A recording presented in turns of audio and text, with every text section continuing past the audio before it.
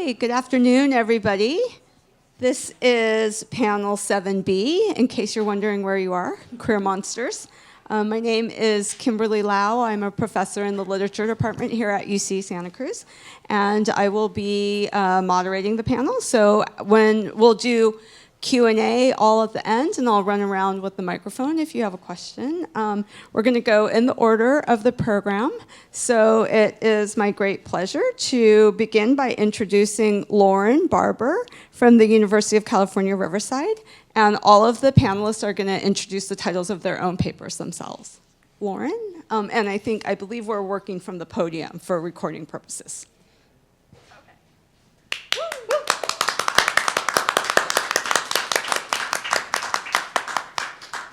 And we're trying to stick with the very close to 15 minutes per, since we have 4 panelists.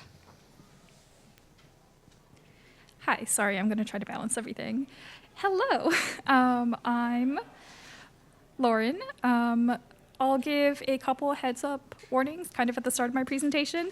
I'm going to be talking about sexual content, mostly innuendo. There's going to be some cursing. I'll say the word fuck a lot, as will become the reason for which will become obvious in 2 seconds, because my paper is about monster fuckers. So Monster Fuckers Incorporated, looking at queer desire in and around Venom 2018. I'm only talking about the first film. If you want to talk about the sequel, we can get into it. And then shout out to the 3rd film that's coming out this month. Very excited. So let's start with some headlines. Venom's tongue is now Tumblr's latest obsession. The trailer for Venom is here, and people are oddly aroused. People are saying they want to fuck Venom now, so forget about Pennywise. Meet the people who want to fuck Venom. This is a sampling of headlines from early 2018, right after Sony dropped its first promotional trailer for the film Venom. And as you might guess, sparks were flying between this rendition of the Marvel antihero and a certain subsection of the internet. Comics fans aside, because Venom was a comics character, he was a Spider-Man antagonist.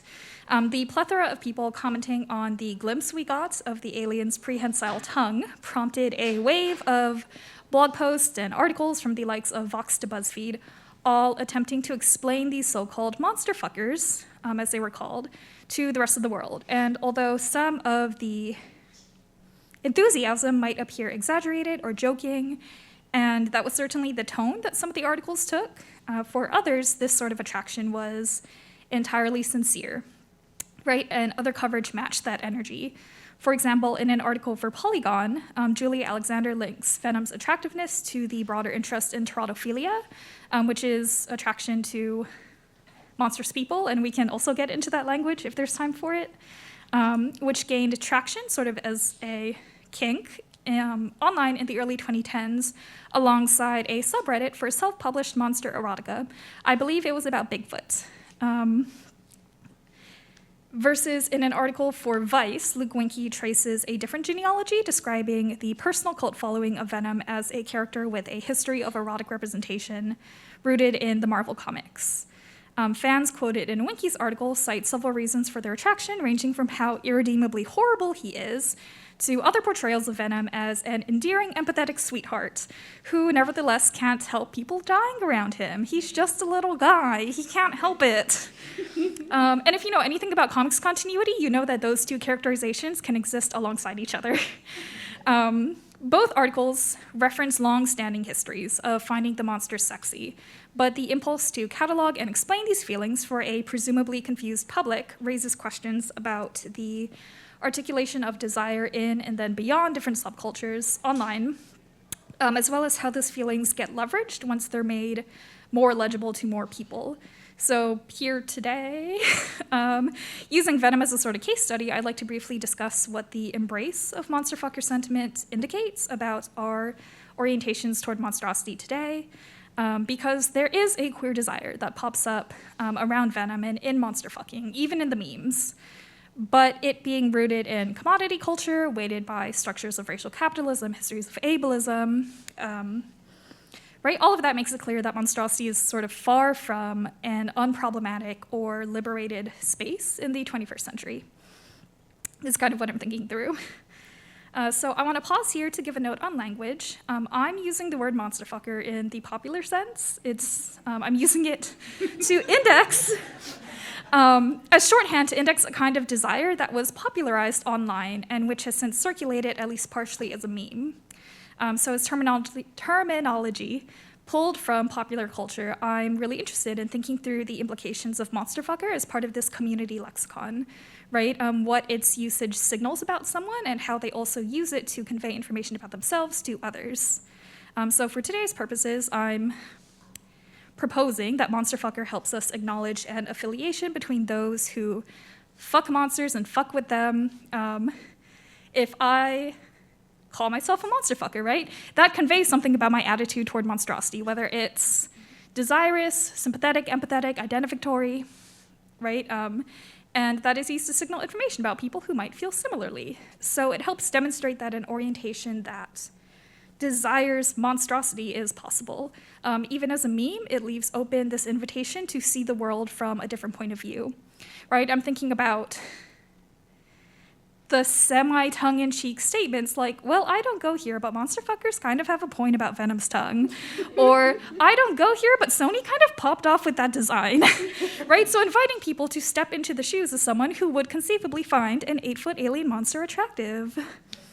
However, again, we can't forget that this is a type of social belonging, right? If we think about participation in fandom, that is premised on the existence of a successful franchise. A really interesting impact of monster fuckers acting so horny on main for Venom is its Blu-ray trailer, which is recut in the style of a holiday romantic comedy, and then uploaded to Sony's YouTube channel in preparation for the Christmas shopping season.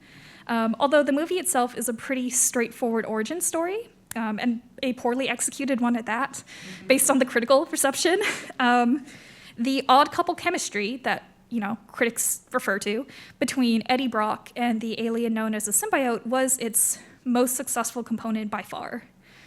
In the film, Eddie is introduced as a struggling journalist who breaks into the research facility of the Life Foundation to investigate claims that they're preying on vulnerable populations to find experimental subjects.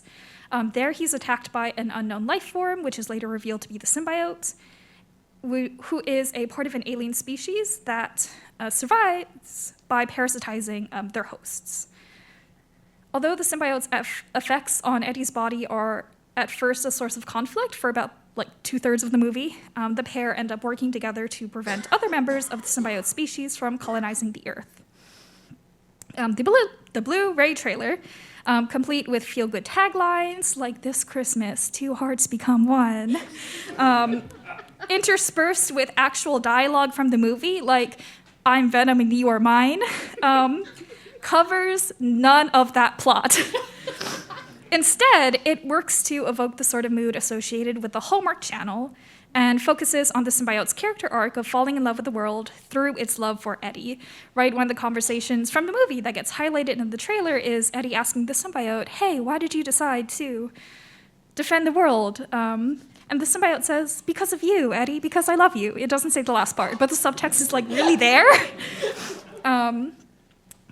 So although it's recognized obviously as a parody, responses to the trailer still felt that this was a much more accurate portrayal of what the movie ended up being, and also Sony sort of recognizing this popular reading of the film as a romantic comedy, and then deciding to capitalize on it. Reading Venom as a rom-com encapsulates one of the tangles at the core of analyzing this film and its reception, at least for me personally. Because Venom's appeal to a self-proclaimed monster-loving audience recognizes queer desire between Eddie and the symbiote, and then between Venom and fans, but also necessitates grappling with the ways that, sorry, my mask is slipping, understandings of gender and sexuality continue to emerge from capitalism as this colonial, settler, colonial, racializing regime. So I'll talk a little bit about romantic comedy. One of the tools that rom-coms make available for understanding gender and sexuality is their predictability. Contrary to the suspense entailed in an action or a sci-fi plot, rom-coms hinge on the expected, which becomes this really wonderful thing. Kyle Stevens argues that when people accuse rom-coms of predictability, the assumption there is that we as audiences don't like to be in the know, that we expect to have knowledge revealed to us in some sort of grand unmasking, right? The revelation of the plot twist. In comparison, being faced with a foregone conclusion, like in rom-coms, leaves space for us to consider the how, right? We know where we're going, how are we gonna get there? So of course Eddie's down on his luck status is only temporary. Of course the white guy is going to win against the villain, a person of color with a god complex. And of course, Eddie and the symbiote are gonna end up together. So in some ways, the preservation of the status quo is an extremely conservative narrative arc. In romantic comedy, you can also think about like horror, the return to safety at the end, since we're talking about monsters. But watching Venom through this lens means that we're watching the movie in anticipation of the creation of a monster by the end, right? In treating our expectations of a happy ending, of reciprocal desire, and of finding pleasure in this non-human being living in someone's body, treating all that as a given, this kind of common sense orients us toward a queerer desire. That being said, right, these desires haven't only circulated between audience and text. Venom's Blu-ray trailer obviously aims to convince fans to purchase their own copies of the movie, but the erotic attachment to Venom has also become a sort of affective nerve that can be tapped for any relevant product. As a case in point, a Twitter post promoting the collector's edition of the video game Spider-Man 2, which was also released by Sony, came with the caption, "Treat yourself to 19 inches of Venom and more with the Marvel Spider-Man 2 collector's edition." So although the tweet is referring to a statue included as part of the bundle, the fixation on the phrase 19 inches of Venom in the replies and other jokes about the original tweet were about as horny as you can imagine. So although a great deal of fun to see, Sony's persistence in cueing these feelings shows the difference that money can make, at least I think. So therefore, I've put a lot on the table. I'd like to conclude sort of by asking, how does it feel to be marketed to? In her book, Norm Porn, Karen Tongson describes the titular norm porn as a subgenre of the sentimental dramedy or dramatic comedy, which is characterized by a tone, style, and structure in which nothing much really happens, right? It's full of non-conflicts. Here, predictability becomes a source of comfort as well as evokes a sense of shame in queer viewers who feel as if they should know better than to indulge in the false sense of security promised by the triumph of familial love and affection that usually features in those types of stories. Even as the types of relationships depicted become more and more capacious, right, you start seeing queer relationships, adopted children, multiracial families. Norm Porn crucially asks, what are queers to do, quote, what is anyone to do, really, when we are forced to confront the fact of our own normalcy and our own privilege, inherited or attained, that comes with it. Norm porn and its progressive diversification entices viewers with the possibility of joining a new normal, and this is where we can sort of loop back to Venom. What if queer desire, what if monstrous desire, were no longer seen as pathological or inherently absurd? However, precisely because it is such a tempting offer, we have to scrutinize the investments that are being upheld through its production. For monster fuckers specifically, who are playing beyond the bounds of normative desire, I think that the question has to do with which bodies are deemed worthy of happiness, which bodies are deemed attractive. Even as some desires become legible, become visible, become speakable, beyond niche subcultures, what new boundaries are drawn? Where are they being drawn? Even as Venom is rehabilitated, how much of it has to do with Eddie's whiteness, right? With the inevitable conflation of superheroes with the nation state. These are questions that I'm leaving open at the end here because I would love to invite a conversation about how if we can reimagine what expressing desire looks like beyond capitalism and commodity culture. Okay.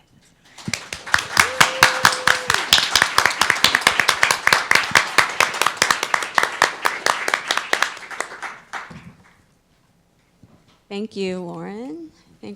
Juan, do you need a minute to get the slides going? It's ready. Ready? Okay. Our next speaker then is Kahlo Smith from the University of Nevada at Reno. Which was yours? Mine's monster memes. Should I double click it? It's not this one or this Or one. maybe it's the big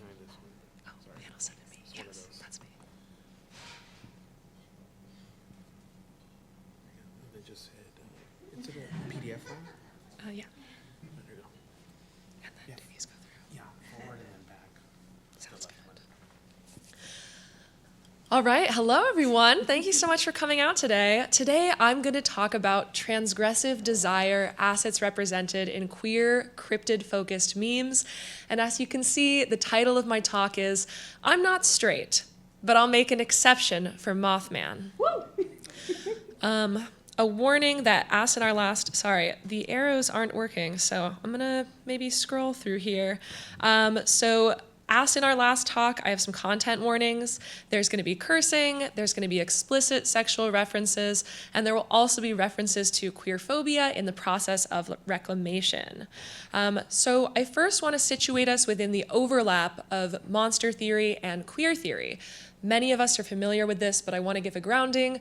We can understand the monstrous as that which in a culture is repressed, right? Which is a frequent experience for those who self-identify or are culturally identified as queer. A history of criminalization has occasionally made queer people and communities into monsters in the eyes of our broader norming culture. Reactions to the other, whether that's the monstrous other or the queer other, tend to be destructive or, as I'll talk about in relation to wildness, assimilatory.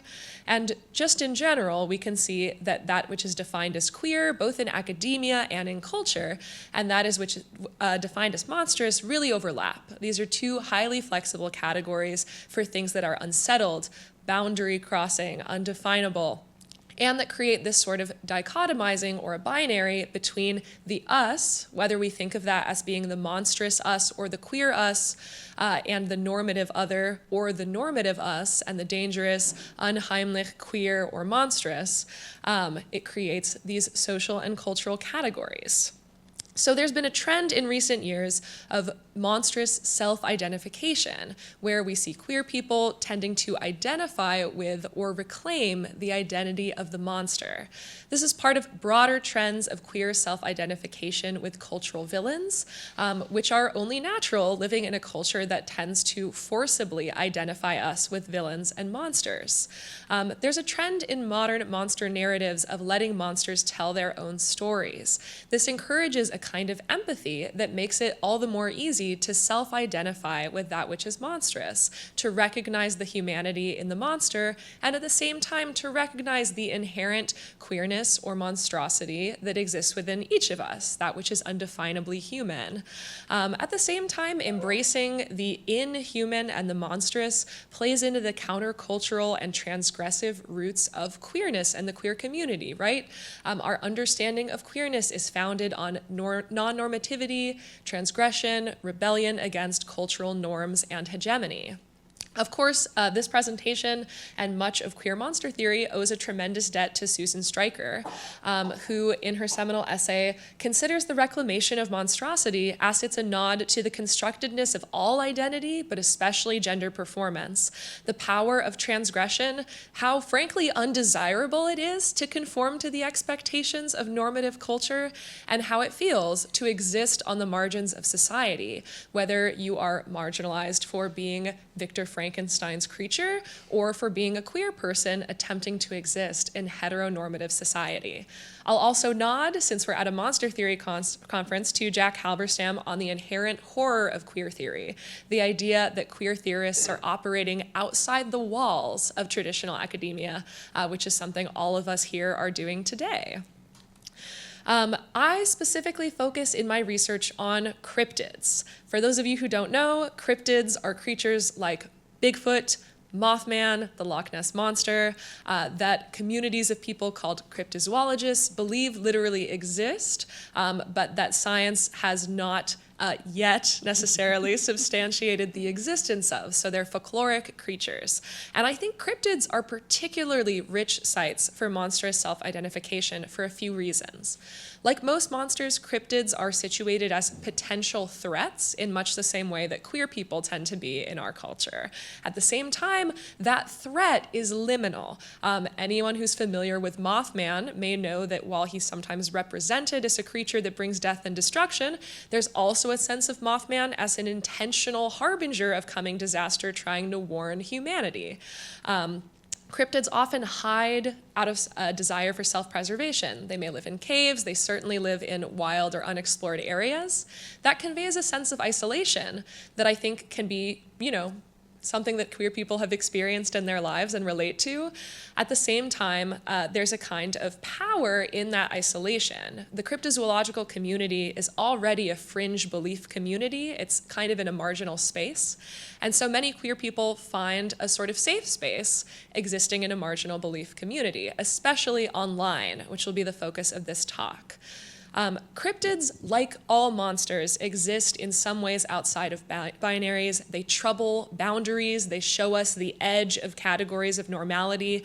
But cryptids have an increased liminality because of their liminal existence, right? Are they real? Are they not real? That's hotly contested in the same way that, as this queer writer notes, my existence is accepted, but also denied.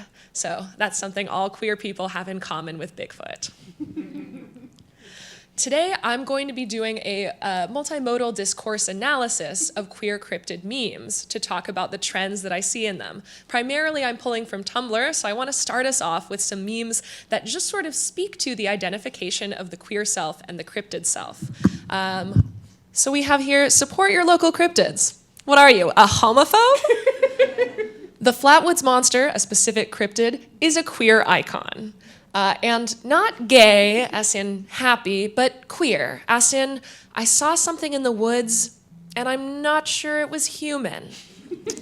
So what we can see here is a really specific identification of the queer self with cryptids in general, with specific cryptids, and even with just sort of a cryptic form of existence out in the wilderness. I have a final meme here. Are you an I'll find the cryptid, I'll fuck the cryptid, or I am the cryptid person? And I bring this up not just because I find it hilarious, but also because we're going to focus on these two categories of discourse. I'll fuck the cryptid and I am the cryptid. So I want to start us off by doing a little bit of theoretical positioning before we move into our analysis, and just continue to say that the freedom of imagination intrinsic to folkloric discourse is something that makes cryptids a particularly rich site for identification. Unlike a movie monster or a monster of literature, cryptids are defined communally, their existence is contested, and their canon is ever shifting and evolving. So it makes them not only a great parallel for queer identity, but a very rich site for projection.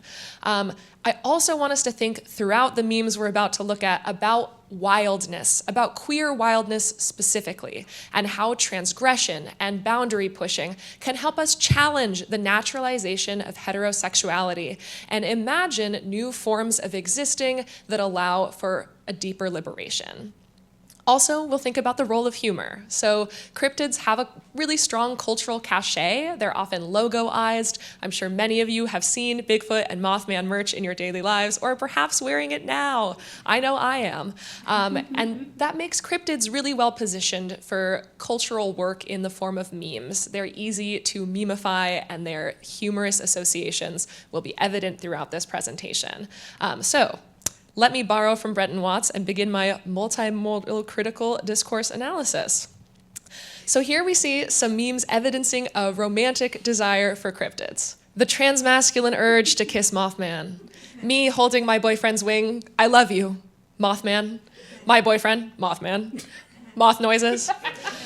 This one's a little hard to read, but up there, I will read for you guys. It says, society, LGBT plus people are monsters, us gathering up cryptids and monsters in our arms. These are ours now. Society, wait, no, that's not us. Too late, the Babadook is a gay icon, and I'm dating Mothman. These memes don't end at romantic desire. I'll move us back into monsterfucker territory with, listen, I'm not going to repeat myself again. Mothman is invited to the Tea for Tea orgy, but he is not allowed to participate. He is permanently relegated to the cuck chair. Speaking of monstrous merch, we have Bigfoot is real, and he tried to eat my ass. This last one I'll ask that you all read quietly to yourselves without laughing in your heads. But I want us to think about how these expressions of transgressive desire, both romantic and sexual, for the cryptid relate to queer identity. I hope you all had a moment. So, Cryptid memes and inhuman desire. Coming back to my concept of wildness, I posit that there is an inherent wildness in the desire for the inhuman that we can see as connecting to queerness in a way that is beyond self-identified LGBTQ+ desire. There's an inherent transgression in desire, whether romantic or sexual, for the cryptid body that allows us to maintain this sense of non-normativity as some forms of queerness and some gender expressions in a queer body begin to become normativized by our broader culture. There is, of course, a connection here to monster fuckers, transgressive sexual culture, but since we've already got a wonderful explanation of that, I'll move on. Another trend that I noted in my analysis of these memes is self-identification with the monster, not on a theoretical level, but on the level of gender presentation. So here we have, there are so few ways to medically transition if your gender is completely neutral, like mine is. I need HRT that turns you into a demon or cryptid of some sort. And we have genderqueer people aren't human. Hell yeah, I'm not human. I'm a cryptid, and I'm gonna eat you. So here, first of all, we see the very intentional reclamation of monsterization, right? This association between queerness and the inhuman being leveraged in a way that is powerful, that is empowering for this poster. And we also have a recognition of the non-binary quality of the cryptid body. Note specifically the use of cryptid instead of monster. I think that where we get this association between non-binary identity and cryptid is that increased liminality of the cryptid existence. A few more. Fuck the gender binary of masculine and feminine. Why can't my gender be cryptid creature in the forest?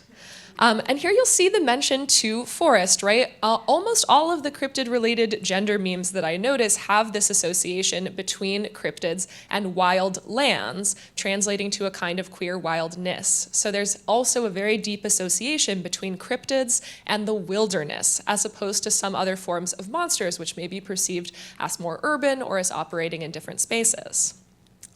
So I'm going to talk a bit about cryptid memes and expressions of inhuman gender broadly before narrowing to current trends in this kind of self-expression. We've already discussed the non-binary quality of the cryptid body, and I'll also tie this back to the way that cryptids trouble the inhuman boundary. So again, thinking about the work of Susan Stryker, a cryptid is troubling because it is crossing boundaries between the animal and the human, between the human and the monster, and it is liminally existent, much like a queer person.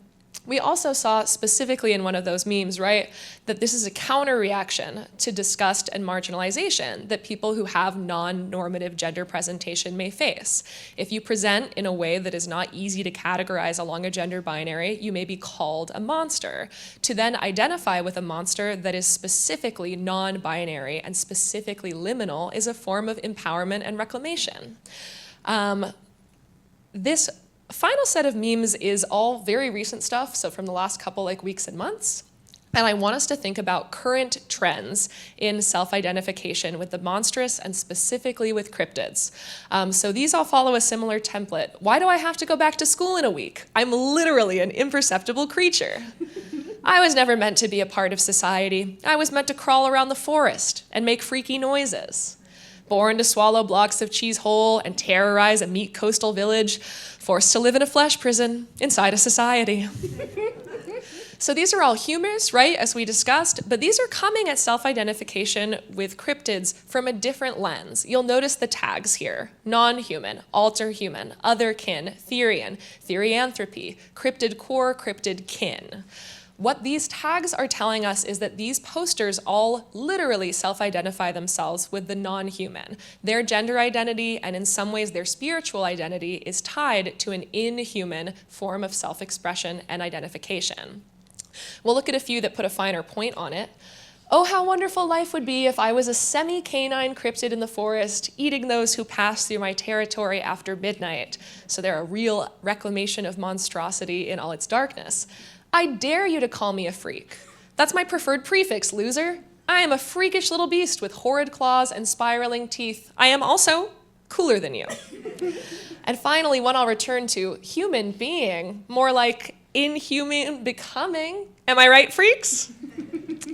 So this is the trend that I'm seeing in current cryptid meme making on Tumblr, is this dominance of the otherkin or therianthropic movement. So for those of you who aren't familiar with the idea of therian identity, it's an anthrozoomorphic, so human-animal morphing identity that draws upon the spiritual and supernatural associations of the animal kingdom. This is a new religious movement that's been gaining dominance throughout the 2000s and into the modern day, where individuals feel that they are spiritually and in some cases physically, but certainly on like a deeper emotional level than just relatability, are an animal or a non-animal, non-human creature. In this case, I'm thinking specifically about otherkin identities, which is a sub-label for those who identify with non-human, non-animals like cryptids. So this is a non-anthropocentric identity. It decentralizes the importance of humanness, and it plays across human, animal, and inhuman boundaries. And I think that this is interesting for a couple of ways. Firstly, it's a move into more speculative, spiritual, multidimensional theorizations of queer gender on the internet. That's not something new for queer youth, but I think it's something interesting that is coming to this idea of the cultural cachet of cryptids. And then additionally, as I've talked about throughout the talk, I see this as a preservation of transgressive, non-normative wildness in the queer community. We're beginning to see, at least in some spaces, this real like normative recognition of some types of queer presentation. And we've already heard, right, how those types that are normativized or accepted tend to be things that are chosen by our capitalist, racialized, oppressive, heteronormative culture. So being normativized is not necessarily something that is liberatory or empowering, or even something that frees us from danger and oppression. So what I see in these memes is a trend of moving beyond attempts to simply survive as a queer person, moving beyond attempts to forcefully claim humanity from a culture that wants to dehumanize, and to instead say, I am something beyond the human, something more than human. If I am denied my humanity, if, as Susan Stryker says, I can never live up to the cultural category of the human, so be it. Perhaps I was born to live in the woods and trouble boundaries with an increasingly liminal existence that prioritizes the kind of transgression and boundary crossing that has, throughout its history, defined the queer community. So I'll just leave us with this thought. Cohen tells us, yeah, guess who? That the monster stands at the threshold of becoming, and as this last meme says, human being, more like inhuman becoming. Am I right, freaks? Woo! Thank you.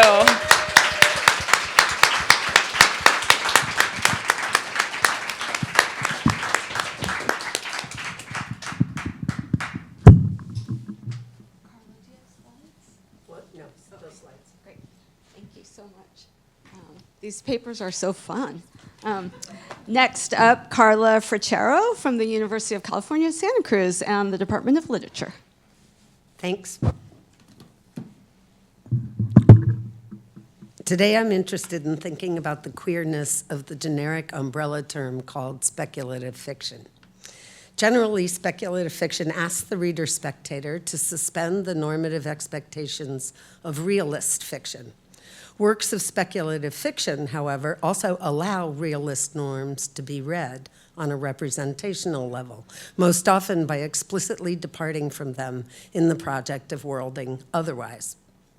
In this analysis of a short story by Marie Darrieussecq from a collection called Zoo, and my title is Marie Darrieussecq's Queer Feminist Maternal Worldings.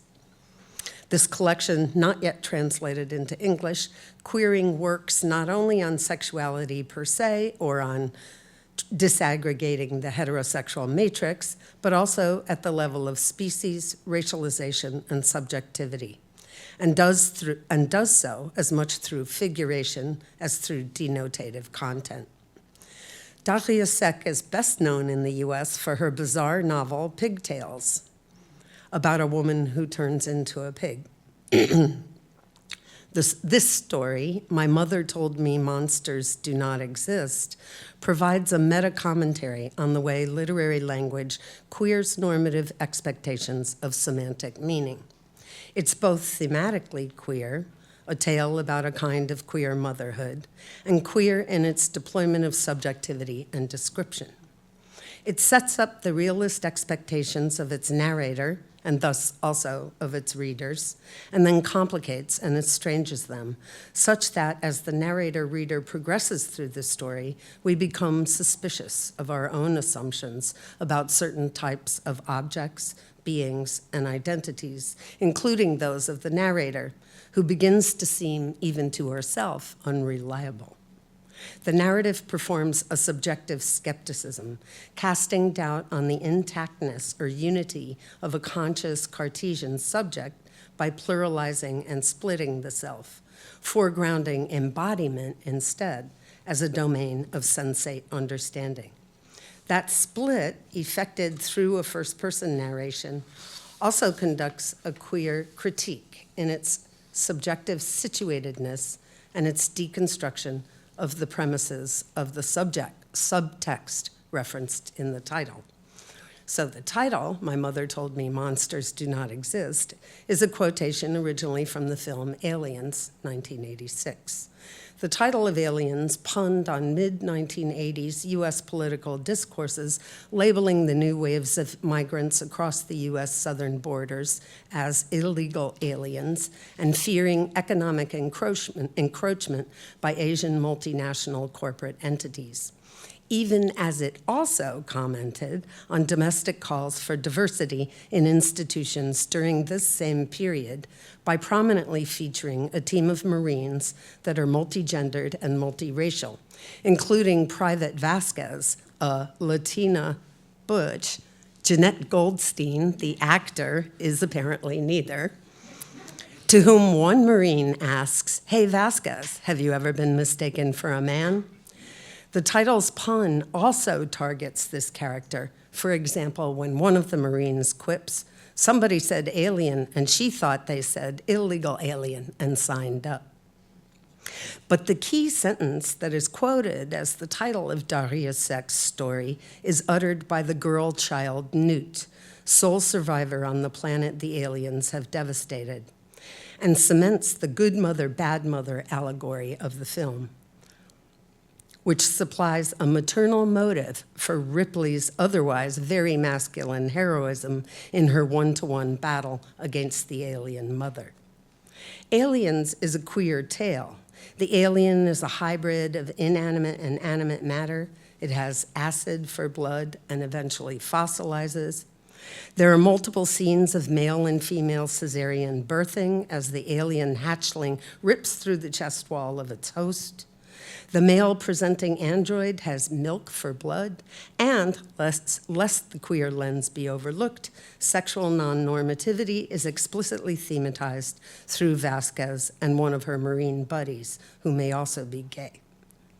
Like Aliens, Daria Sek's story can be read as a queer maternal allegory, with a titular exchange about monsters setting the stage for the narrative's development. However, Aliens stages its queer narrative in the service, ultimately, of straightening out the order of things, particularly in the director's cut.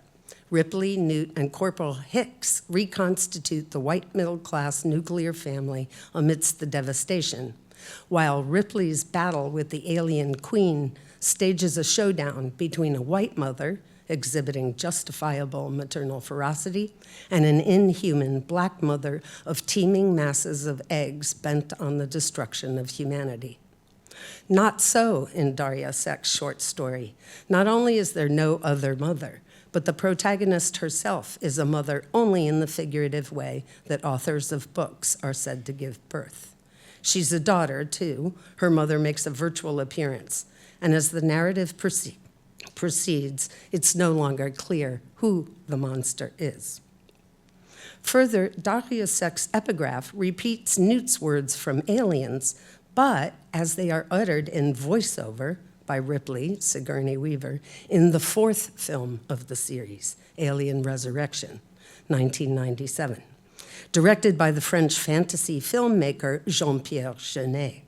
Here, too, It's about monstrous births and monsters being born, but as the rapid post voiceover cut indicates in the beginning of the film, those monsters may indeed be all too human. Alien Resurrection queers the entire series, not this time by referencing gender and sexuality, but through the definitive termination of the category of the human.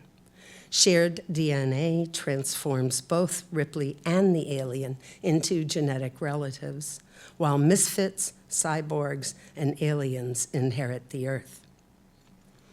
Daria Sek's story begins in the most banal sort of way. The narrative sets up its norms, which are the norms of everyday, likely straight, middle-class white urban life in France, with a feminine sensibility thrown in order then to estrange them through a queer encounter. The narrator is an author who has just finished a major book project. She lives in a nondescript high-rise apartment building and has a sort of creepy neighbor across the way who seems to be watching her. As she reaches to pull the curtain across the window to blot him out, she discovers a thing that falls from the curtain onto the floor. The story tracks her efforts to get rid of it, alternating between descriptions of visceral disgust and horror and a desire to understand. Her initial attempts to understand follow normatively racialized and animalized patterns and involve efforts to see and to name twin human gestures of taxonomization. The narrator fails to identify the thing. I'm quoting, "It looked like a rabbit or a rag doll, maybe a pigeon that fell inside the house. I touched it with the tip of my foot. The thing was large, yes, like a large chicken, and it seemed as though I could begin to discern a beginning and an end, a head here, a tail on the other side. But it could also just as easily have been a balloon or a piece of clothing that fell off its hanger." She then turns on the light. The thing was black, that's what I noticed first. Really black, even in full light. And this color already was abnormal, as if the night remained hooked there in a ball on my floor. Or rather, as if obviously the thing should have disappeared, color and form, with the eruption of the light. This thing that was not only black, I don't know what I expected, brown, beige, gray, but that remained intact, absurdly unchanged. What ensues is an interior battle between the narrator's intellect and her body. Her brain, like a computer, she says, labors to propose solutions to the question of the thing's identity, while her body, and I'm quoting, had already grasped the fact that there was there an intolerable thing, a thing in whose presence one could neither remain nor stay calm. My body trembled, and I became nauseous. Wanting to remove the thing, but unable to touch it, she goes in search of an implement, occasioning a series of memories about times when she committed mass extermination of animals, once accidentally stepping on a nest of field mice. The description of crushing their bones and flesh is luridly detailed. Once bug bombing her entire apartment when swarms of insects got in through the window. She remarks on the thousands of corpses littering her bed the next day. And once again, upon discovering hundreds of cockroaches emerging from her bathtub drain. Ostensibly about the disgust of alien contact, these memories also raise the question of killing and the violent response to non-human home invasion, elements glorified in the feminine by aliens. They also set up the contrast between a clash with swarms of vermin, again recalling the alien queen's brood, and the singular encounter that confronts the narrator in the present. At several points in the narrator also comments on the limits of the brain's reliance on vision, which continues to stymie her ability to understand. I couldn't manage to see. My brain analyzed, reflected, but it was, I think, only to remain blind that it was so astonished. And if my eyes had been able to touch, to smell, to eat, they would have done it for my brain, which remained stubborn, stupid, as if in front of an optical illusion.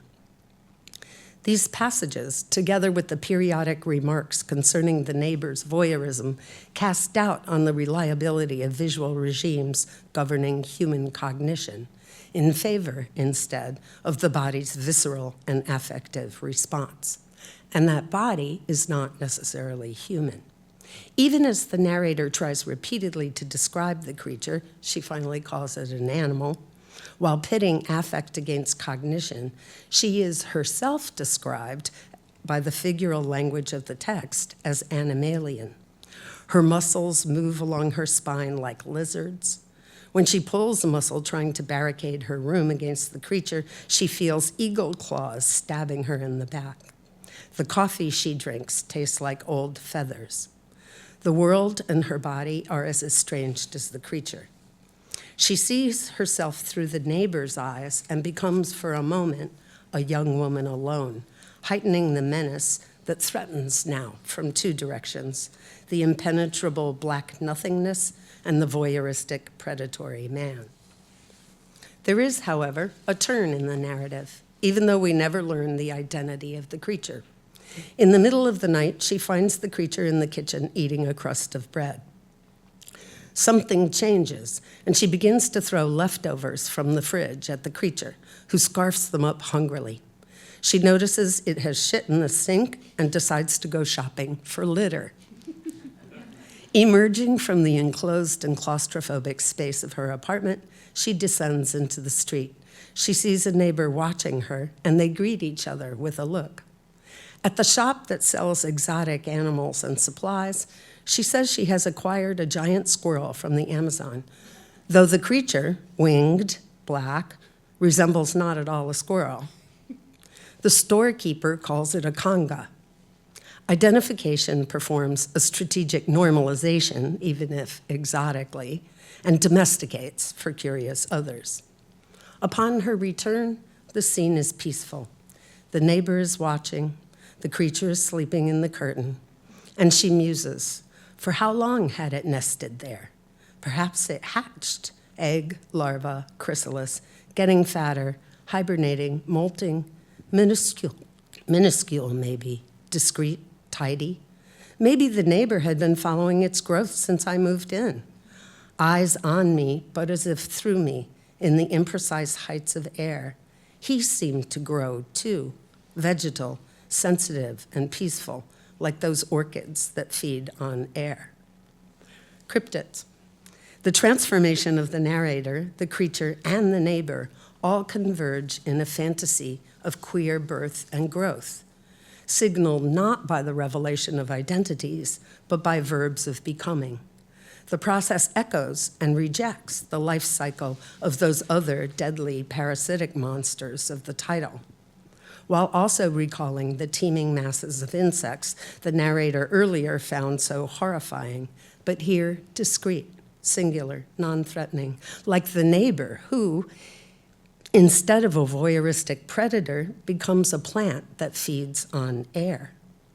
The final lines of the story confer a first name on the creature, declare her gender, and inform us. I gave her a first name, Clémence. She was a girl, obviously, and she grew stronger day by day. These last passages thematically resolve the narrator in favor of a now domesticated monster baby.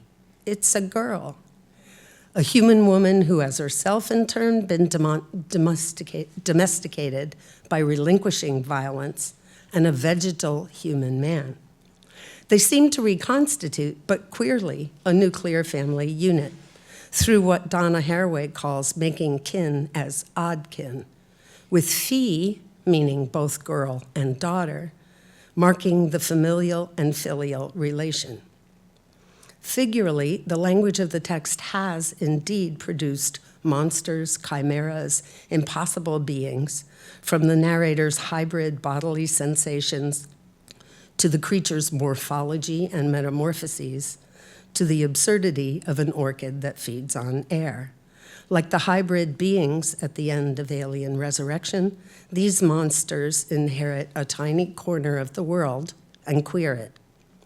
The text, through its literary allegiance to speculative imagining and figuration, demonstrates how subjectivity exceeds identity and how figuration can queer it, not in order to taxonomize or to settle contradictions, but precisely to undo the lethal force of categories and identities in the hopes of creating a creatureliness that embraces an ethic of care generalizable to the living.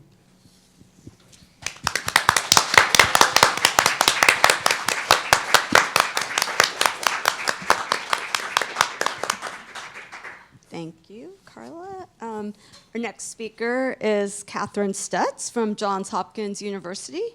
And Kathryn, you have slides? Yes, I do. Yes, okay. And Juan is getting those queued up. Wrong one. There's another one here. Yeah, that one looks great. And it's a PDF? I do have an updated copy. Is it possible to? I'd have to download it again. Gotcha. Okay. Do you Is want it at all possible? Yeah, I'm so sorry. It's okay. Can you maybe stretch it out a little? I need to Yes. download her to resend.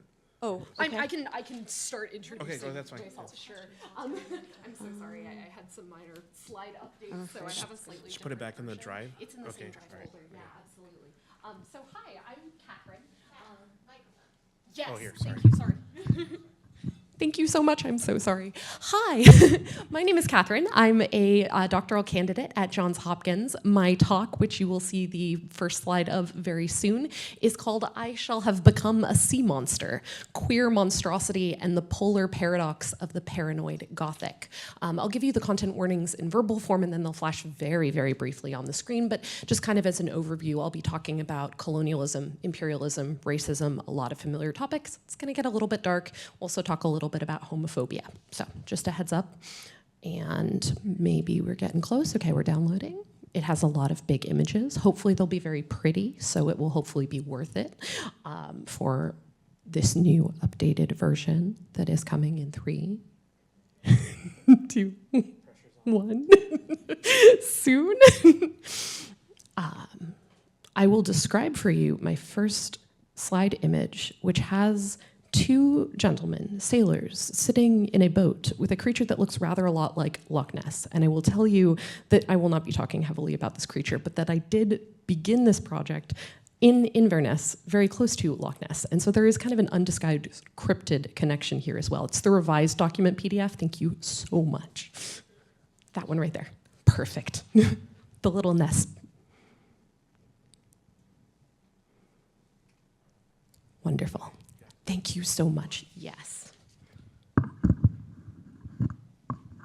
All right. Can we all hear me? Okay, great. As I said, flashing really, really fast through that content warning slide, so I give it to you verbally. So, what does it mean for something or someone to be a monster? I'm a classicist by training, which means that I study, among other things, ancient Greece and Rome, and that I always like to start with etymologies. As many of you probably know, the term monster comes to us English speakers from the Latin word monstrum, meaning a divine omen indicating misfortune. This noun shares a Latin root with the verb monere, meaning to advise or to warn. Monsters are signs warning us about danger in the world around us and the dangers within ourselves. I want to offer you one more ancient word, only one more, I promise. The second term is paranoia, which derives from the ancient Greek verb paranoio or paranoiein, to misunderstand, or more literally, to conceive of something outside of oneself. The queer literary theorist Yves Sedgwick equates paranoia with a romantic, early 19th century sort of internalized homophobia. Men of this period feared being identified with what we now call queerness, and sought to chase any hint of its presence out of themselves. Sedgwick suggests that the 19th century should be known as the Age of Frankenstein, because Mary Shelley's 1818 novel provides the ultimate illustration of this homophobic paranoia, a tableau of 2 men chasing one another across a landscape. At the conclusion of Frankenstein, the mad scientist and his monstrous creation chase each other across the ice sheets that cover the Antarctic Sea. This paper argues that the polar regions in particular have played a major role in shaping our images of queer monstrosity from the beginning of the 19th century to the present day. I seek to recenter the original geography of Sedgwick's tableau and place paranoia back into the historical context of real-life polar exploration. In doing so, I'll show how Sedgwick's notion of paranoia mediates the messy relationship between queerness and colonialism, desire and failure. I'm going to be talking about 3 novels that illustrate this mediation: Shelley's Frankenstein, a novel by Edgar Allan Poe, and a 3rd novel by H.P. Lovecraft. We'll linger longest with Shelley's Frankenstein because of its role as the key text of this paranoid Gothic tradition. One of the final plot elements that Mary Shelley added to her most famous novel, and the first one jettisoned when the novel moved to the stage, is a narrative device known as the Arctic frame of Frankenstein. The entire arc of Victor Frankenstein's misadventure with creating life is filtered through the pen of Robert Walton, a British polar explorer and sea captain who reports Frankenstein's story back to his sister Margaret. Shelley's novel begins with a series of 4 letters, charting the progress of Walton's expedition to the North Pole. And in these letters, Walton bemoans the fact that amongst his ship's crew, there is no one whom he can call a friend. He writes, "I desire the company of a man who could sympathize with me, whose eyes could reply to mine. You may deem me romantic, my dear sister, but I bitterly feel the want of a friend." When he finds Victor Frankenstein traveling in a sledge upon the ice, Walton immediately identifies Frankenstein as a man worthy of friendship. I said in one of my letters, my dear Margaret, that I should find no friend on the wide ocean, yet I have found a man who, before his spirit had been broken by misery, I should have been happy to have possessed as the brother of my heart. In his desire for sympathetic company, Walton agrees to listen to Frankenstein's tale of woe, and in recording this story for his sister, he produces the better-known central plot of Shelley's novel. Queer longing and queer friendship thus carry the novel's narrative to its audience, to us. Eric Daffern characterizes the process of Frankenstein's tale-telling as a safe homosocial alternative to more dangerous homosexual interactions, citing the erotic experience that Walton enjoys as he delves into Frankenstein's narrative. The language that Shelley uses to describe Walton's act of literary creation is brimming with sensuous detail. "His full-toned voice swells in my ears," Walton writes. "His lustrous eyes dwell on me with all their melancholy sweetness." The attraction that Walton holds for Frankenstein, however, serves as a doubling of the deadly relationship between Frankenstein and his creature. Before he ultimately abandons his creature in horror, Frankenstein describes his creation in similarly sensuous terms, a mix of desire and disgust, writing, "His limbs were in proportion, and I had selected his features as beautiful. Beautiful, great God, his yellow skin scarcely covered the work of muscles and arteries beneath. His hair was of a lustrous black and flowing, his teeth of a pearly whiteness, but these luxuriances only formed a more horrid contrast with his watery eyes that seemed almost of the same color as the dun white sockets in which they were set, his shriveled complexion and straight black lips." Frankenstein has aimed for beauty in his selection of features, and he has fallen short. This failure recreates the blend of homoerotic desire and homosexual panic found in Sedgwick's formulation of the paranoid Gothic. In both cases, queerness and failure are intertwined. Queer desire led Frankenstein to create a monster, and disgust led him to abandon what he created. At the conclusion of the novel, Walton encounters this creature for the first time. The two come face to face over the corpse of Victor Frankenstein, and Walton says, "I was at first touched by the expressions of the creature's misery, yet when I called to mind what Frankenstein had said of his powers of eloquence and persuasion, and when I again cast my eyes on the lifeless form of my friend, indignation was rekindled within me. 'Wretch,' I said, 'you throw a torch into a pile of buildings, and when they are consumed, you sit amongst the ruins and lament the fall.'" Though able to empathize with Frankenstein, Walton is unable to extend such a feeling to the being that Frankenstein created. Mourning his friend and unable to counter the demands of his frustrated crew, Walton is forced to abandon his Arctic quest. His failure to achieve Arctic glory and his failure to retain masculine companionship are opposite sides of the same coin, both reflective of the British imperial publishing milieu into which Shelley's novel was born in 1818. The first publisher whom Mary and Percy Shelley approached with the manuscript for Frankenstein was John Murray, the official bookseller to the Admiralty and the Board of Longitude, who had recently released several notable articles about polar exploration. Though Murray declined to publish Frankenstein, the British reading public drew clear links between Shelley's novel and the more established polar writers whom Murray did publish. In an otherwise damning anonymous review, the British critic praised Shelley's evocation of the Arctic, writing, "We must admit that this part is well done, and we doubt whether Mr. Barrow in plain prose or Miss Porden herself in more ambitious rhyme can exceed our novelist in the description of frozen deserts and colliding icebergs." Both Mr. Barrow and Miss Porden were staples of Murray's publishing house.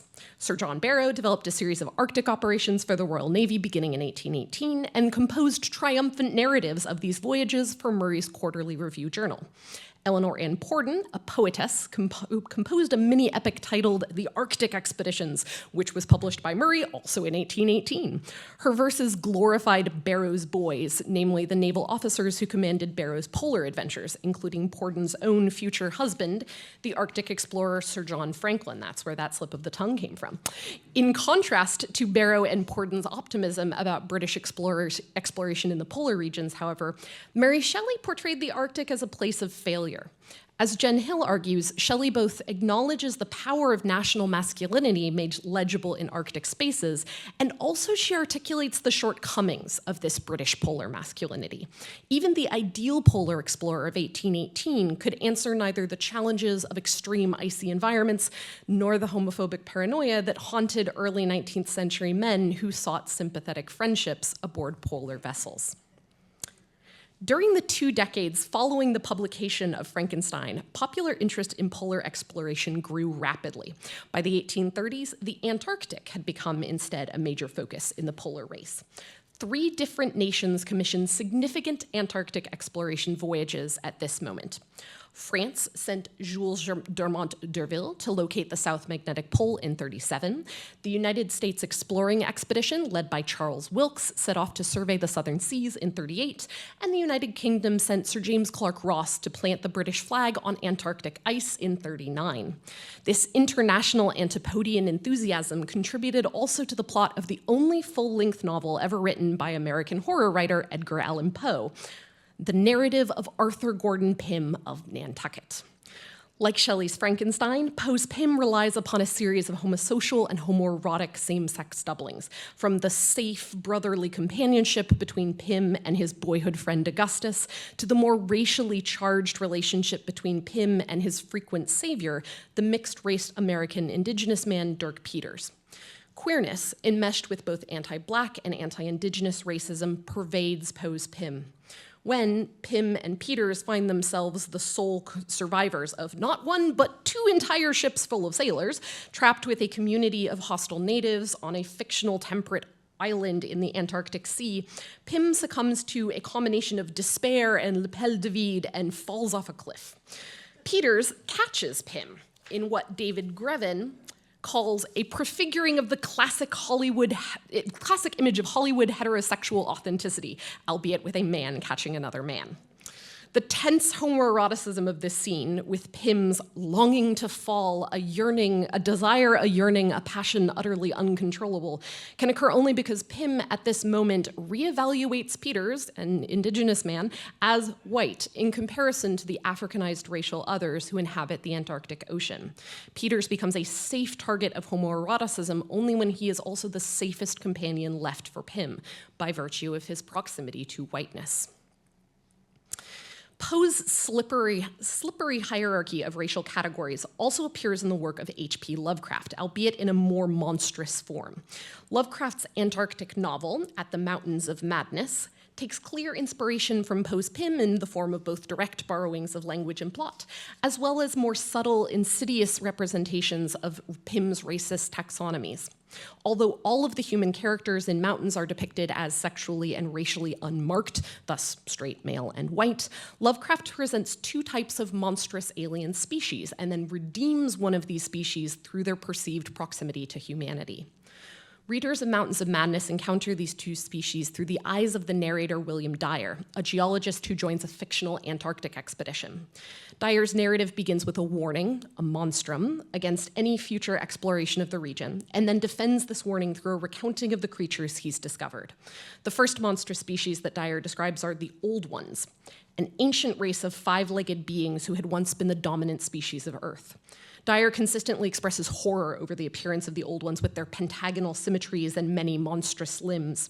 Yet Dyer is eventually able to sympathize with these Old Ones when he encounters a greater and even more alien threat, the Shoggoths, a species created by the Old Ones a la Victor Frankenstein to be their beasts of burden. Like Frankenstein's creation, the Shoggoths rise up against their unjust creators and stage a rebellion. As Dyer narrates this history from his reading of the monumental bas-relief carvings in the Old Ones' ruined city, his sympathies shift to include the Old Ones, saying, "They had not even been savages, for what indeed had they done? Poor Old Ones, scientists to the last, what had they done that we would not have done in their place?" Dyer thus justifies the Old Ones by humanizing them, placing them within a category, scientist to the last, which includes himself. The Shoggoths, however, he relates to the category of animals, saying, "Shoggoths were tamed and broken by armed Old Ones as the wild horses of the American West were tamed by cowboys." Though during the rebellion, the Shoggoths had shown an ability to live out of water, this transition was not encouraged, since their usefulness on land would hardly have been commensurate with the trouble of their management. Horrifically, then, the trait which makes the Old Ones more human than the Shoggoths is their possession of enslaved beings. The Shoggoths embody the white American fear of the enslaved other, the paranoia of the slave revolt writ large on monstrous bodies beneath Antarctic ice. The shared genealogy between the paranoid Gothic and the history of polar conquest is not a coincidence. During the long 19th century that bridges the span from Shelley to Lovecraft, polar exploration served as an activity of imperial knowledge-making, exposing the supposedly blank parts of the map to the scrutiny of empire. The poles became a place onto which British and American white authors could project their unacceptable desires, and polar literature so often takes the form of classical tragedies because none of these texts actually have a solution to the problem of homophobic and colonialist paranoia. So how do we escape this tragedy? To provide one possible nudge toward a solution, I'd like to turn to the quote that serves as the title of my talk, "I shall have become a sea monster." This phrase appears in a letter written by a British naval officer and ill-fated polar explorer, Lieutenant John Irving, who served aboard the ship HMS Terror when she sailed alongside Sir John Franklin's flagship, the HMS Erebus. Both ships vanished into the Canadian Arctic in 1845, and not one of the 130 men were left alive. About a decade before his disappearance and eventual death, Irving wrote a letter to his dear friend William Malcolm, who had once been Irving's fellow midshipman before Malcolm left the Navy to study at Cambridge. In this letter, Irving voices his distress at their parting, saying, "We shall not have the same ties of situation nor the same feelings of relation to each other as we then had. Your mind will be filled with learning and information on many subjects of which I shall be totally ignorant. You will feel deeply interested about many things about which I shall be totally indifferent. All your old associations connected with ships shall have given place to those of a university and college scenes, college adventures, college manners and habits, while I shall have become a sea monster and unable to sympathize with you in anything beyond the sphere of pitch and paint, tallow and tar." By expressing his anxiety about being unable to sympathize with his friend's new academic experience, Irving shows that he can envision what Malcolm's life will look like even as the two men grow further apart. Irving's empathetic effort is a small step, surely, but this small personal anxiety can tell us something important about monstrosity. Notably, Irving sees himself as the sea monster and voices his own insecurities, his fears of growing ignorant and indifferent to his beloved friend's new passions. In doing so, Irving reaches outside himself and begins to remedy the chasm that gapes between his experiences and those of his friend. In each of the main three literary works examined in this talk, failure arrives when the narrator, Captain Robert Walton, Arthur Gordon Pym, William Dyer, creates a hierarchy of value based on sameness and sympathy. Walton deems Victor Frankenstein more worthy of friendship than Frankenstein's creation. Pym deems the mixed race Dirk Peters white. Dyer deems the Old Ones scientists and men. These are failures of empathy. A greater difference divides Walton from the creature, Pym from the fictive indigenous residents of Antarctica, and Dyer from the Shoggoths. And so each narrator falters at bridging the gap between self and other. If we want to be better polar explorers, I argue, we must learn to see the monstrous within ourselves. And by doing this, we may hopefully learn to be better monsters to each other. Thank you.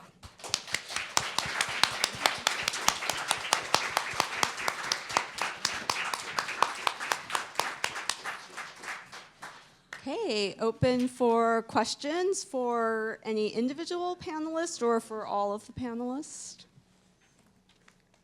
Yes.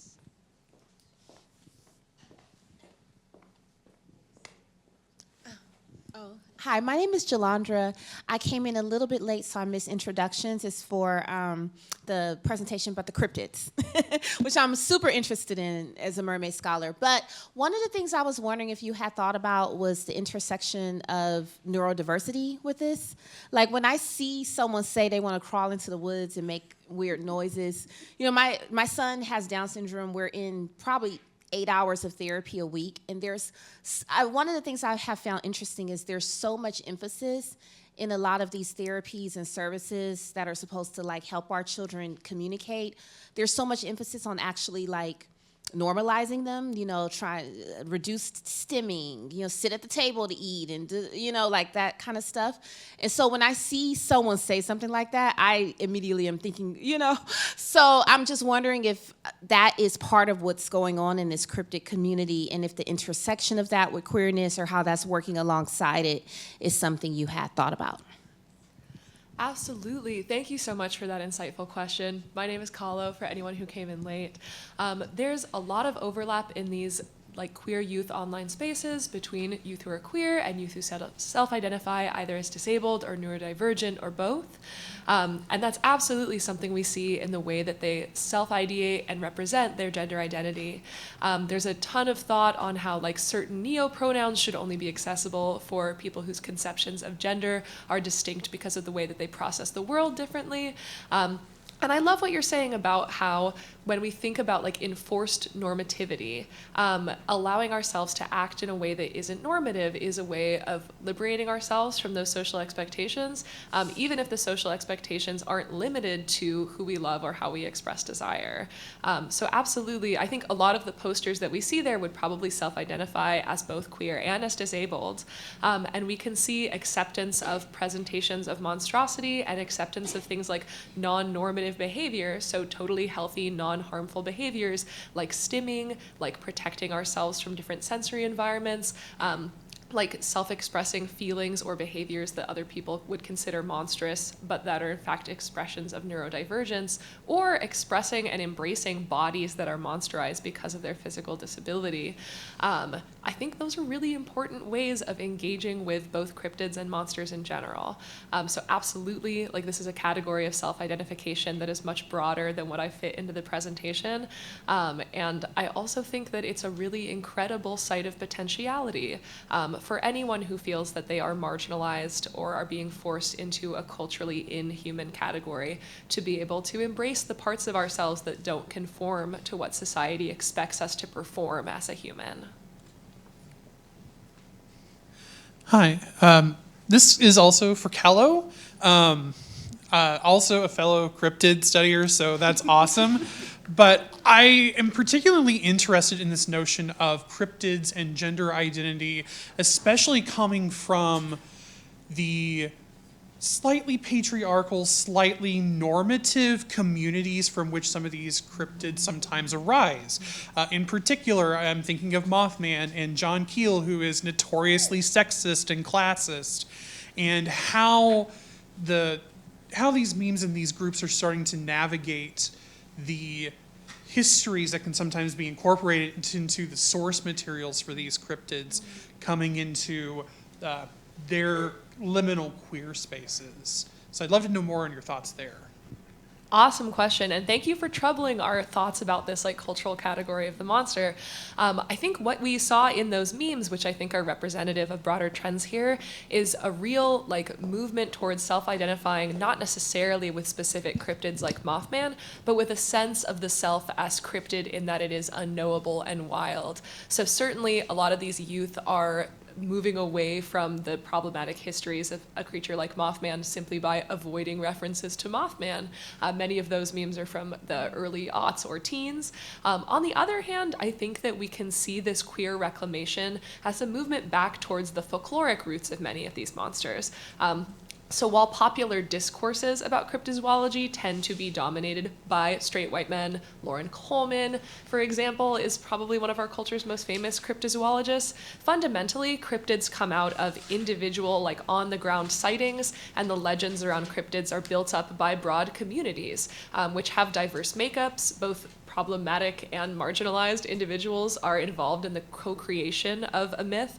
And we can see this as sort of a like reclamation and reinterpretation of that mythos, wherein these queer people who self-identify with cryptids are also making truth claims about who those cryptids are, right? So by saying, Mothman is gay and I am dating him, that's a real rejection of the sort of patriarchal things that can become associated with these creatures. And then also, I didn't give enough time to this in the presentation, but this is a real focus on online spaces. So you're absolutely right that the in-person spaces of cryptozoology tend to be a little more dominated by men who I think find it harder to resist the trappings of the like scientific establishment in validating their beliefs and research. So this is like primarily something we're seeing discursively, I think, in online spaces. But I will also say that my main research project for some years has been ethnographic work with the curators of cryptid museums. And I think that in terms of the people like on the ground who are creating knowledge in those community spaces, we're also seeing a broader trend towards acceptance and even towards like new spiritualities, which we should talk about after the panel if you have thoughts on that. Heyo. I wonder, could we connect this maybe to how you feel like people are negotiating monster fucker identity with venom while also dealing with those like, you know, icky capitalist fingers and tentacles that get involved? Do you see people on the internet dealing with that explicitly? Yes. Well, what interests me is that monster fucker is such an online term. Like fully, you can tell how on Tumblr I am based on the entire premise of this project. But yes, I'm also thinking about, talking about the comparison between online and like sort of in-person spaces, like comic spaces, like comics fans. Yeah, we can maybe think about how people who express attraction to Venom or like fans of specific comics characters are pushing back against the sort of more mainstream vision of like what a comics fan is, why they are drawn to like superheroes or anti-heroes. Yeah, I'm thinking there's a connection there as well. Okay, I have a quick comment for Carla and then a question for Kathryn. When you were talking about the various kind of queernesses of the Alien franchise, I'm sorry if I missed it, but Lambert from the first film is identified in the second film as trans. So just one more example within the large plurality of it. Kathryn, from the other pre-modernist to the other here at this whole conference, have you thought about the ancient and medieval ideologies, thought processes about the far north, and far south, which, you know, in the zonal view of the world is often viewed as fundamentally uninhabitable, and then also inhabited by various monstrous beings. I wonder how much that long history of thought about the far and distant north plays into these 19th century ideas about those spaces. Yeah, absolutely. So there's a lot of really wonderful research on the edges of the earth in ancient thought. The major source for that is James Romm's spectacular monograph, The Edges of the Earth in Ancient Thought. There are a number of sources that identify the edges of the earth as these locations of monstrosity, and those are tied up in ancient discourses around ethnicity as well. So, we've talked a little bit about kind of the Ethiopian identity as this mythical Africanism that's identified in Greek sources as well, and that feeds into the same kind of 19th century discourses. Absolutely. The interesting thing to me is that even though a lot of these authors have access to the more specific texts that talk about those specific engagements with the edge of the earth, you are seeing those texts show up in the 19th century, and yet because of the popularizing of the polar discourse in the 19th century, those aren't the texts that are actually pulled into the conversation when it's broadcast to the larger reading public. So you have texts like Herodotus and much nicher authors, Alexander romances that talk about the edges of the earth, and those aren't the ones that are being popularized. What instead you see is the framework of polar explorers as Homeric heroes. It's a framework that wants to paint these explorers as lost Odysseus's about to come home. So there's a real kind of simplifying of the narrative down to Homer and Virgil and heroic narratives because of this imperial impulse, I think. So there's a whole world there. That's my dissertation, so I could talk for 17 hours about it, probably more, but I will stop there. Thank you. Hi, I'm in the back, but hi, thank you all for your presentation. I have a question for Loren. I like the question you ended your presentation with about asking us how we felt about being marketed to, and it brought me back to the beginning of your presentation where you were talking about commodification. So I was wondering if you had an answer to your own question about how you feel being marketed to, and how, like, in terms of Venom, why certain groups of people, like particular groups of people, are being marketed to, and how that relates to commodification, if that makes sense. Yeah. I'm sorry, I don't have an answer. If I did, I would have given you one. I think it's really interesting, and something that I really want to rope into sort of thinking about Venom is to what extent Sony has allowed this queer reading of Eddie and the symbiote to actually just be text, right? As we get into the second film, Anne, who is Eddie's like ostensible love interest, she's his ex-fiance in the first movie. The first movie kind of ends with this ambiguous, oh, we're gonna get her back note. Not even a concern in the second movie. Instead, again, Eddie and the symbiote's relationship is the driving force of the movie. They're the driving force behind each other's character developments. They break up for a little bit, like you do at any rom-com sequel. And the symbiote goes to like a rave and has a whole coming out monologue. Right, so it's not just that Sony is releasing tangential materials, like in the marketing, that is acknowledging this queer subtext. It is making its way into the movie. I'm really interested to see how the third film goes, because it's called Venom: The Last Dance. Yeah, so maybe I would have more thoughts once I see kind of like what the trajectory is, but I think the first movie and the Blu-ray trailer marks a really interesting point in the transition between to what extent is this for profit, and it's always going to be a little bit for profit, but also to what extent are we acknowledging a popular reading and letting it reincorporate itself back into like the production of the story, and then again circulate and then reincorporate back, right? Like if you're thinking about the imbrication of those processes. Yeah. Thank you. Oh, that was louder than I was expecting it to be. Thank you all for that panel. It was really great. My question is for Carla. When you were describing the story, which I don't know, so this is coming from nowhere, but the thing that I kept getting caught on was the protagonist going out to buy litter, like when the the creature, whatever it is, shits in the sink, like, and this is the moment that makes her leave, that she's kind of been barricading herself in the house, but she decides to go out and get litter, and even though she goes and says, oh, I have this exotic squirrel, and doesn't have an exotic squirrel. Like, litter to me is such a cat thing, like that she was going out to buy, to buy the thing that she would buy if she had a cat. And of course, the creature being described is in no way a cat, but like, I wondered if maybe you could talk a little bit about the kind of strange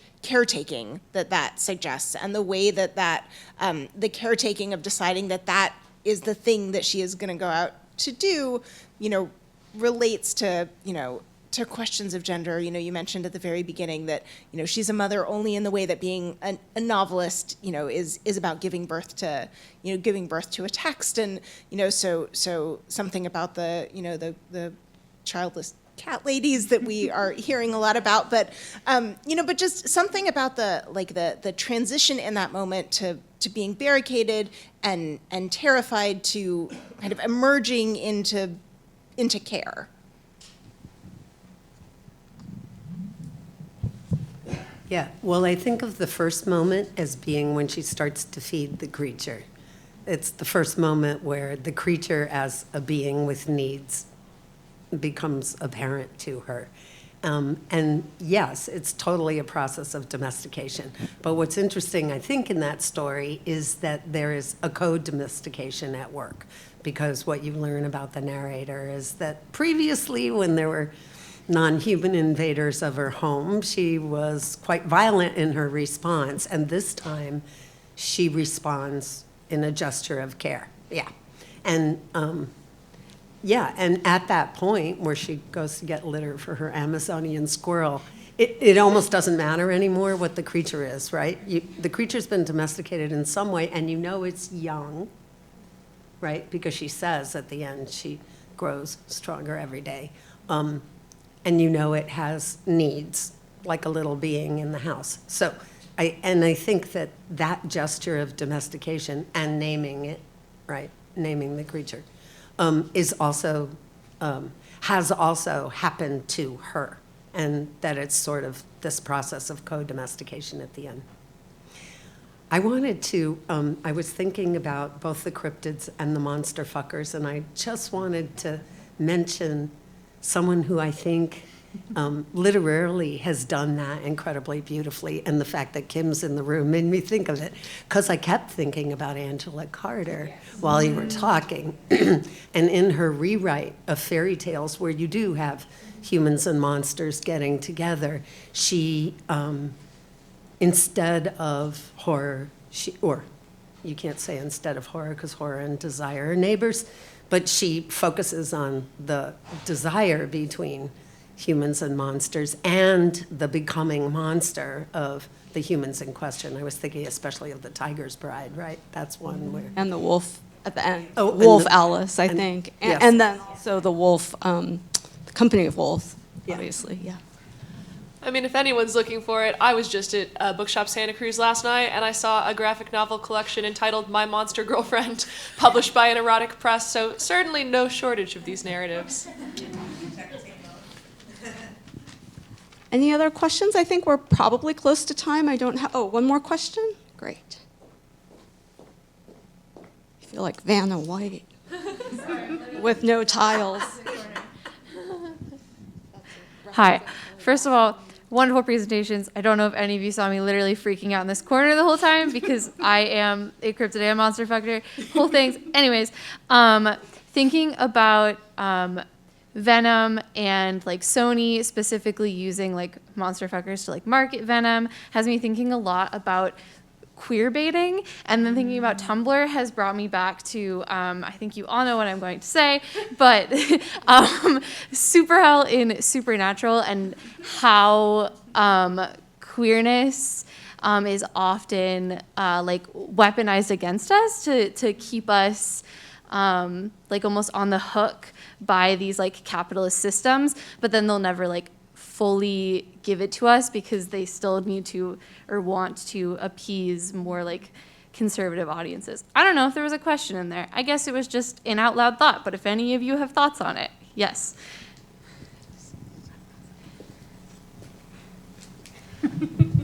This is a great thing to bring up. I think absolutely connecting the discourses that we've already had on how, as we try and make space for ourselves in a heteronormative culture, we become increasingly profitable groups to market to. So I think like your thought here is great in that it reminds us what the value is, not just of like reclaiming our monsterification, but of reclaiming it in ways that stay within and liberate our own community and do not play into like capitalist power structures. So, you know, I think what's really cool about these people posting on Tumblr is that they could be posting anywhere else or just having these conversations with their friends, that the construction of their identity isn't reliant, even as somebody was mentioning earlier, on sort of like problematic histories of a specific cryptid, but that this co-construction of knowledge allows us to like leverage those monster fucker tendencies in a way that is community driven, that stays like within networks of communal care, and that doesn't like play into buying into these systems. I think like what's important about the queer spaces is that like, you know, if Venom ends up queer baiting you, you can still go online and read someone else's fanfic and look at someone else's fan art.